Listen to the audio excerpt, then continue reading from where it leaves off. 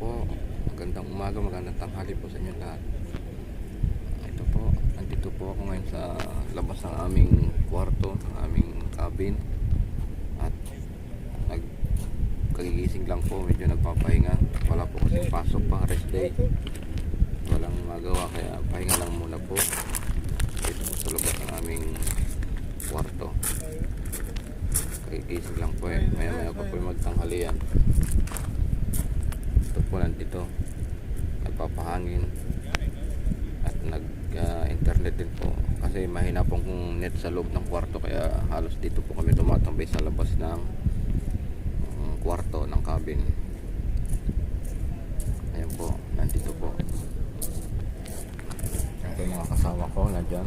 Ito dyan, nasa likod ko lang yan. Tapos yan po yung kuha ng lugar ng Saudi, kanyang kapatagan, saka tubig yung nasa likod na yung kulay blue, tubig yan, dagat yan.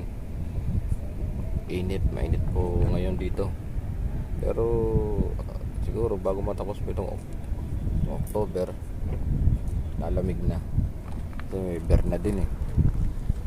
Ayan po, ganun lang po ang buhay dito pagka walang pasok, tambay, internet.